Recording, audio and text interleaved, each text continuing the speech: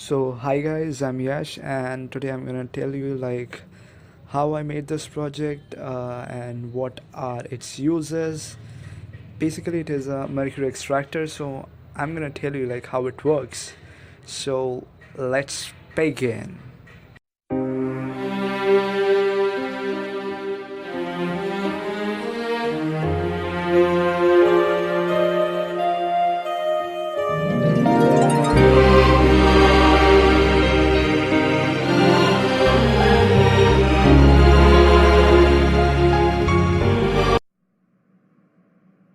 Hi guys, today we are gonna talk about CFLs.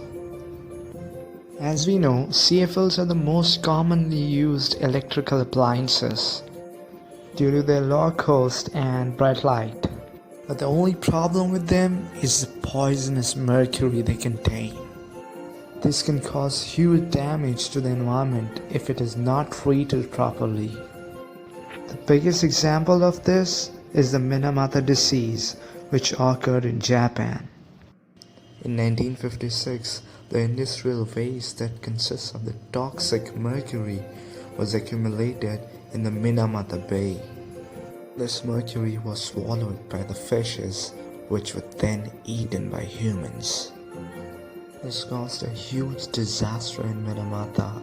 More than 1,700 people died due to this. So guys, we had designed a project to extract mercury from CFLs and linear fluorescent tubes. We had named it as Efficacy of Broken Glass for the Recovery of Mercury from CFLs and Linear Fluorescent Tubes. Oh yeah, it's a kind of big name. So it basically looks like this. The core idea of this project is that we are going to sublime solid mercury inside the CFL by giving it a temperature of 380 degrees Celsius. Then we are going to transfer this mercury to a cooling medium, supposedly water, and as mercury is heavier than water, it will settle down at the bottom. So now I'm gonna explain the whole project in detail through that animated model. So guys, this is the 3D model of our project and this is the real thing. So I'm gonna explain what are its components. So in the first place, we are having this 9 into 20-inch chamber, which is made up of 3mm iron sheets. It consists of 4 chambers inside it. So I'm gonna show the first chamber is the glass crushing chamber, as you can see it, and this is a rammer which is fixed inside it, which is actually kind of gonna come down, and here the CFL bulbs are gonna insert it in this chamber so that when that rammer comes down, they will be broken. And after breaking down, we are having a wireframe here, as you can see. So through this wireframe, they are gonna fall in the next chamber, or the glass pieces are gonna fall in the next chamber. So this is the whole thing about the glass crushing chamber. So now let's move to the next 2 chambers, and these are the glass collection chamber, as you can see in the photo, and the next chamber is the acid chamber. So these 2 chambers are actually the adjacent chambers. So as you can see the top view of these 2 chambers in the second photo, and here we are actually going to keep the aqua regia. So here the aqua regia is going to be kept, and so it is this inclined plate is actually given here so that the glass pieces will not fall in the acid chamber but directly fall in the glass collection chamber. So this is the reason why we had made this plate. Now we are having a 2000 volt electric heater which is joined to a 15 ampere socket, and this heater is gonna actually gonna boil both of the chambers simultaneously. So this is the bottom view of the heater. Then we are having a clear arsenic tank of 8 liters. We can also call it as a mercury collection tank, and it is going to consist of the H2O or water. Then we are having a vacuum blower which is going to create a negative pressure in the acid chamber and the glass collection chamber so that the aqua regia vapors and sublimed mercury will come to the mercury collection tank. So this is the function of the vacuum blower. Then we are having here the ballast collection basket. As you can see, they're in the photo as well. So in this basket, these sockets are actually going to fall. Like after when you're going to press the rammer, so these sockets will actually fall down as the glass pieces remains inside. So this is the function of this basket. Then we are having an 8.5 into 8.5 inch rammer, which is actually going to come down to break these 6 CFLs. So we can actually insert 6 CFLs here. So this is a function of the rammer, and this whole structure is actually erected on 100 into 24 into 47 centimeter wire frame. So this is these are actually the whole components of this project, and we are having these EPDM high quality wires so that they can resist the temperature of the sublimed mercury, which is 380 degrees Celsius. So this is the function. We have to first insert the CFLs. We can do the same with the linear fluorescent tubes, but we are going to need another PVC tube and a piston so that we can actually push them inside. Then we need this aqua regia. We are going to keep this aqua regia in the acid chamber. And as we had kept that aqua regia in the acid chamber, then we are actually going to press this rammer down so that these CFL bulbs are going to be broken and that glass pieces will come down. And as you can see, that glass collection basket is going to have those sockets. So this is the function of the rammer, as I said earlier. So these after this glass collection chamber is half filled with these like the glass pieces, we had to on the heater, and we had to do it for 30 to 40 minutes so that it reaches to a temperature of 380 degrees Celsius, so that the mercury will sublime and it will like mix with aqua regia vapors. After that, we can on the vacuum blower to create a negative pressure, as I'm going to show you.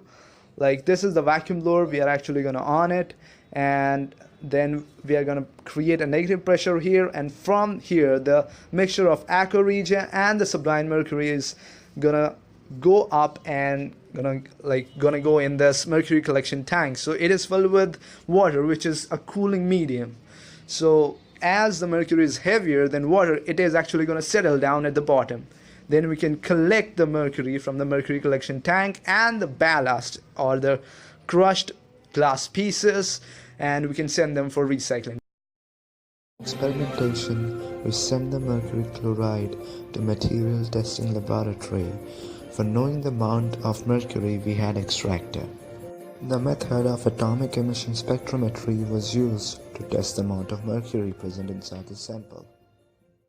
Okay guys, so now we're gonna talk about the method of atomic emission spectrometry.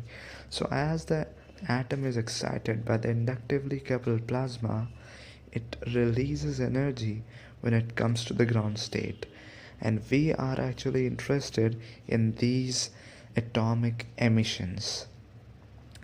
By knowing the these atomic emissions, we can know the type of atom as well as the quantity of atom. This can lead to quantitative as well as quantitative analysis. So that's it, guys. Okay guys, so now let's talk about the results of this project.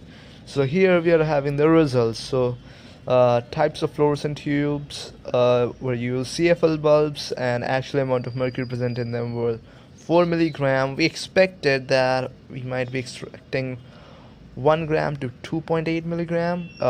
30 fluorescent tubes like CFL bulbs were used, and we were able to extract 74.4 milligram of mercury per liter. So as we use 30 CFLs, so it's actually 2.48 milligram of mercury from each CFL bulb. That's actually good. We were able to extract almost 60% of it. For linear fluorescent tubes, there is 20 milligram of mercury present in them. We expected 5 milligram to 12 milligram, and we used 10 fluorescent tubes. The amount of mercury extracted was 81.6 milligram, but the amount of mercury extracted from each linear fluorescent tube is just 8.16 milligrams. So as you can see that we were able to extract mostly 60% from CFL bulbs and just a 40% from linear fluorescent tubes. So I think we are not able to actually collect more amount of mercury from linear fluorescent tubes, because when we are actually inserting that fluorescent tube in the glass crushing chamber, through that piston most of the mercury, like not most of it but some of it, was falling down. So that's actually the major reason, and we're actually working on it to improve it. So now let's move ahead, guys. Now this obtained mercury chloride can be used for various purposes. For example, it can be used as a catalyst, it can be used as a depolarizer in batteries, it can be also used for surface sterilization in leaves. That's why 100 ml of mercury costs 2,700 rupees in the market. So this project protects the environment and it's economical as well. Here is the last important thing. We want to support Make in India through this project. As most of the mercury is exported from China to India and we have to pay millions for that. And also the bad news is that China is going to ban mining of mercury by 2032, as it causes many harmful effects to the environment. China also produces more than 90% of the mercury in the world alone. So there is gonna be crisis for mercury after 2032. But if we can recycle our own mercury, we will be on the safer side. So guys, press thumbs up if you like this video and subscribe my channel. Okay then, bye guys.